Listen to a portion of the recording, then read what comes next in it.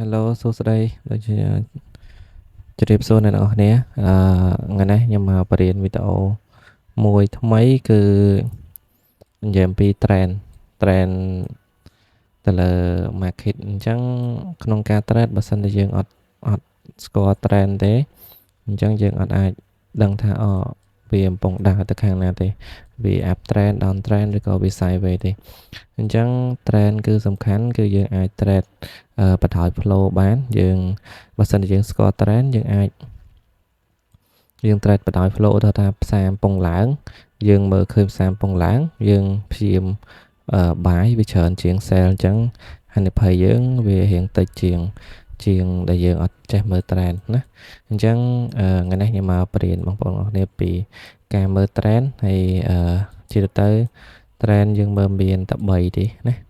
អញ្ចឹងឥឡូវខ្ញុំឧទាហរណ៍ឲ្យមើលណាអញ្ចឹងឧទាហរណ៍មើលសិនណាអញ្ចឹង trend ទី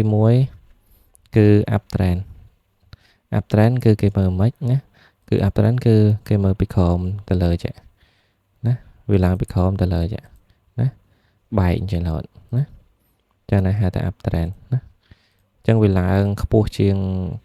តម្លៃចាស់វានេះរហូតណាហើយវាខ្ពស់ជាងតម្លៃចាស់នេះហើយវាខ្ពស់ជាងអាក្រោមនេះរបស់វាណាអញ្ចឹងវាឡើងអញ្ចឹងណាអញ្ចឹងអាហ្នឹងគេហៅ up trend ចាំតិច up trend អូខេចាហ្នឹង up trend ណាគឺគេមើលពីក្រោមឡើងលើអញ្ចឹងណាឡើងពីមួយទៅមួយពីក្រោមឡើងទៅបែកលើគ្នារហូតណាហើយនេះអត់បិទក្រោមគ្នាទេណាអញ្ចឹងហ្នឹងហៅ up trend អូខេអញ្ចឹងអឺមួយទៀតយើងមើល down trend ម្ដងណា down down trend គឺយើងមើលមិនណា down trend គឺវាចុះពីលើមកវិញចុះពីលើមកណាអត់បែកលើនេះទេណាប៉ុន្តែបែកក្រោមនេះវិញណាចានេះហៅ down trend ណាដែលគេនិយាយថា high low low ហ្នឹងណាអាហ្នឹងគឺដូចគ្នាអញ្ចឹងណាដូចគ្នាអញ្ចឹងអានេះ high low low high low low high low low យើងហ្នឹងយើងដែលល្បីគេនិយាយ high low low ហ្នឹងណាដល់ឧទាហរណ៍ឲ្យ high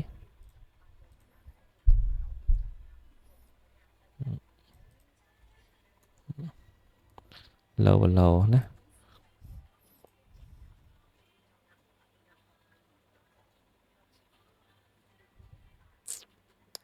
អញ្ចឹងមកដល់ខាងនេះគេហៅ high low high គេមើលទៅលើគេទេណា high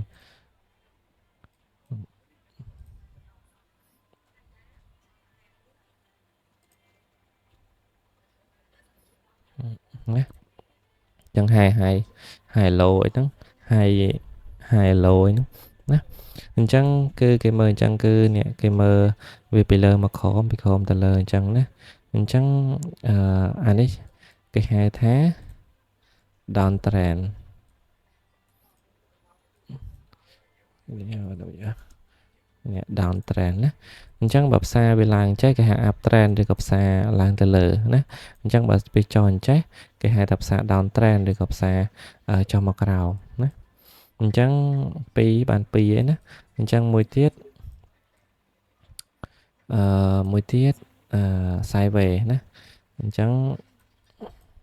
មកខមបន្តិចអញ្ចឹង sideways គឺគេមើលមិនណាអញ្ចឹងនេះយើងដឹងហើយ up trend ឡើងលើ down trend ចុះក្រោមអញ្ចឹង sideways ហ្នឹងឬក៏គេហៅមួយទៀត consolidation អញ្ចឹងផ្សារនឹងដើរចេះពីលើមកក្រោមមកលើណាលើគ្នាតិចតួចណាចេះហើយណាគឺវាអត់បែកផុតពីតំណឹងទេណាអញ្ចឹងគេហៅ sideways ឬក៏ consolidate ណាអញ្ចឹងវាដើរក្នុងតំបន់ហ្នឹងឯងអាចលើគ្នាក្រោមគ្នាតិចតួចអញ្ចឹងតែប៉ុន្តែវាអត់បែកពីតំបន់ហ្នឹងឯងណាអញ្ចឹងឧទាហរណ៍ចានេះមកប្រអប់ហ្នឹងគឺវាដើរតែក្នុងតំបន់ហ្នឹងទេវាបែកចុះឡើង fake break out អីខ្លះអញ្ចឹងទេណាប៉ុន្តែវាអត់ចេញពីហ្នឹងឯងអញ្ចឹងអាហ្នឹងគេហៅថា sideways sideways ឬក៏គេហៅ consolidation ណាឬ consolidation ណាអញ្ចឹង sideways ឬក៏ consolidation ហ្នឹងគឺជាទូទៅគឺគេជៀសវាងគេអត់ trade លើផ្សារដើរមកប្រអប់ជាងទេព្រោះអីវាស៊ីលើស៊ីក្រោមស៊ីលើស៊ីក្រោមយើងអត់ចំណេញទេយើងខាតរហូតណាអូខេអញ្ចឹងទាំងអស់មាន3ហ្នឹងណាអឺទាំងអស់មាន3ហ្នឹងទី1 up trend ផ្សារឡើងទៅលើទី2 down trend ណា down trend ផ្សារចុះពីលើមកក្រោមណាហើយទី3 consolidation ប៉ុន្តែអានេះគ្រាន់តែយើងជាការឧទាហរណ៍ប៉ុន្តែនៅផ្សារមែនតើវាមិនមែនដើរបែកទៅលើទៅខោបទៅលើទៅខោមស្មើឲ្យល្អអញ្ចឹងទេបើសិនជាផ្សារបែកស្មើល្អអញ្ចឹងណាគេក៏ trade បានលុយដែរណាប៉ុន្តែពេលខ្លះវាមានជាអន្ទាក់ជាអីមួយចំនួនដែលវាធ្វើឲ្យយើងភ័ន្តច្រឡំណាអញ្ចឹងឥឡូវមកមើលឧទាហរណ៍ជាក់ស្ដែងនៅក្នុង chart មួយយើងណាអញ្ចឹងយើងមើលទៅលើ up trend មុនអូខេន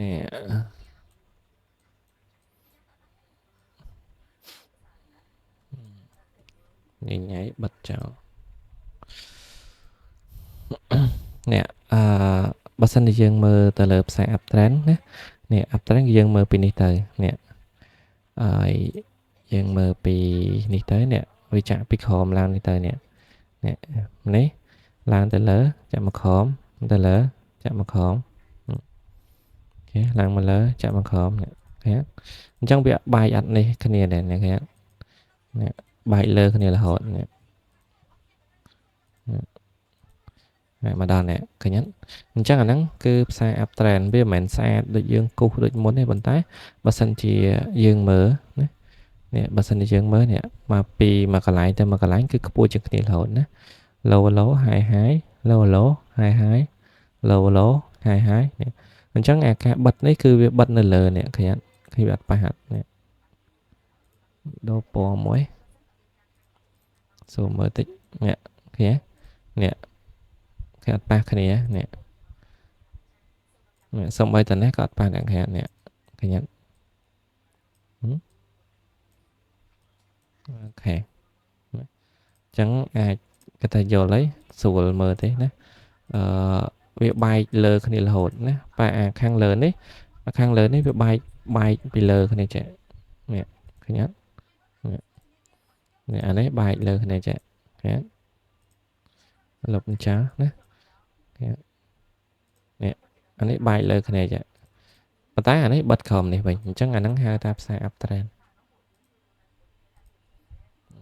ដោយសារតែរបស់ខ្ញុំវា analyze ជាប់ចឹងមកខ្ញុំវារៀងញ៉ៃតិចខ្ញុំអត់ចង់លុបអូខេអញ្ចឹងអាហ្នឹងផ្សារ up trend ណា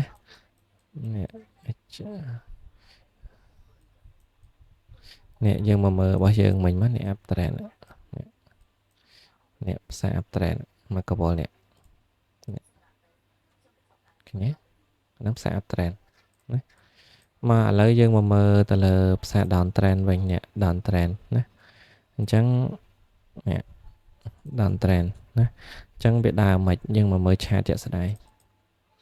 អាយយអូខេមកមើលផ្សារជាក់ស្ដែង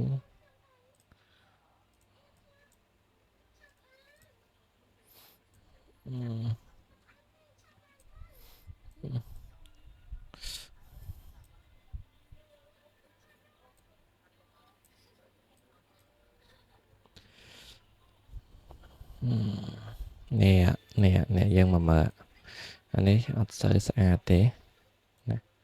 ឥឡូវខ្ញុំយកនេះវិញណាអានេះរៀងស្អាតជាងណាជឿទៅផ្សារវាអត់ដើរយើងស្អាតដូចយើងគូសទេវាមិនដែលដើរជាងស្អាតទេព្រោះបើសិនយើងដើរស្អាតពេកអ្នកទាំងអស់គ្នា trade បានលុយស្រួលគ្រប់គ្នាវាតែងតែមានតែវាតែងតែមានអីបំផន់ភ្នែកយើងខ្លះណាហ្នឹងហើយឥឡូវខ្ញុំមើលពីនេះមកណា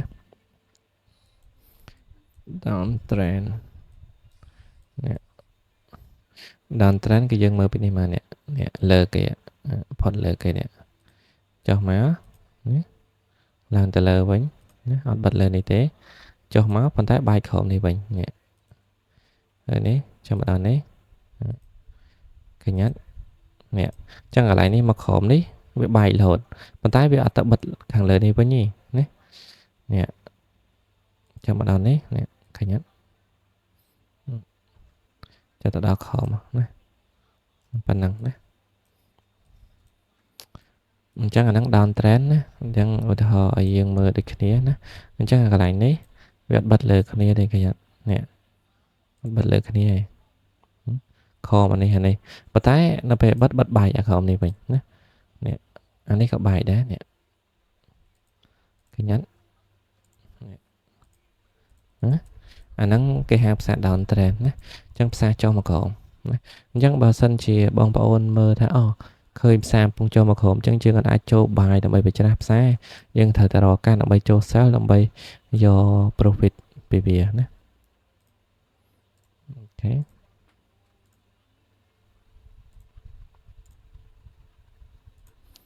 ប៉ុណ្ណឹងឥឡូវយើងមកមើលនេះវិញយើងមកមើល sideways វិញណានេះ sideways ណាអញ្ចឹងមិន down trend យើងឃើញហើយណាចឹងឥឡូវមកមើល sideways គឺវាដើរតែនៅក្នុង range របស់វាទេ consolidate នៅតែមកជុំនឹងទេណាអញ្ចឹងយកឧទាហរណ៍ទៅឲ្យមើល chart ជាក់ស្ដែងនេះកន្លែងនេះក៏យើងអាចហៅថា sideways បានដែរនេះបើសិនយើងគូសមកប្រអប់មកនេះវានៅតែក្នុង range ហ្នឹងទេណាវាអត់បែកទៅនឹងស្អាតទេអញ្ចឹងផ្សារអញ្ចឹងគេអត់ចូល trade ទេឡើងចុះស៊ីលើស៊ីក្រោមអូខេនេះឧទាហរណ៍នេះអូខេចុះនេះផ្សារមកពីនេះចុះនេះឡើងចុះនេះនៅតែម្ដុំហ្នឹងគេអត់បែកទៅណាទេណា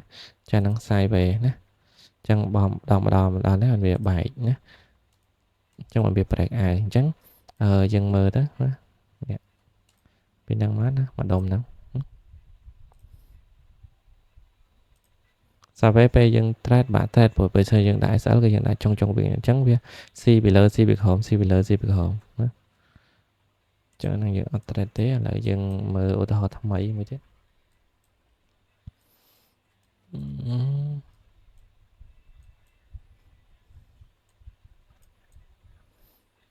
នេះអានេះក៏ sideways ដែរនេះចឹងក៏គេហៅ sideways ដូចគ្នាណាលើខមនេះឃើញអត់អញ្ចឹងនៅពេលដែលផ្សារ sideways អញ្ចឹងគឺយើងនៅពេលដែលយើងចូល trade គឺ FOMO ហើយជន់ចុះជន់ឡើងស៊ីលើស៊ីក្រោមដាច់លើខ្ទេចណាអញ្ចឹងគេអត់ trade ផ្សារអញ្ចឹងទេអញ្ចឹងយើងមើលពីក្រោមនេះឡើងមកលើណានេះឃើញអត់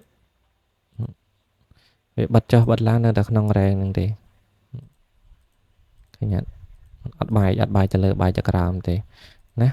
ដល់ពេលបានបែកមែនតើបែកជា fake break out វិញណាគឺតែបែកទៅលើវាទៅលើប៉ុន្តែអត់ទេណាវាមកក្រោមវិញនេះឃើញមកដល់ក្រោមនេះណាអញ្ចឹងអាហ្នឹងនៅពេលដែលយើងចូល trade នៅអញ្ចឹងយើងចូលដាក់ SL ឯណាក៏វាស៊ីដែរណា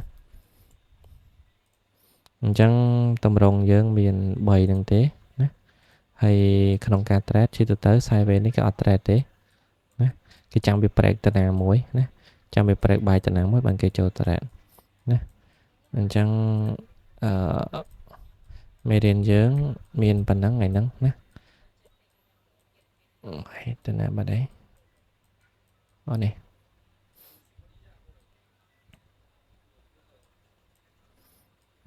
ណាប៉ុណ្ណឹងណាអញ្ចឹង up trend down trend ជាមួយនឹង sideways ណា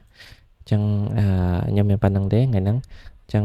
រៀងខានជាវីដេអូយូរដែរចាំខ្ញុំជាវីដេអូក្រោយទៀតណាអរគុណបងប្អូន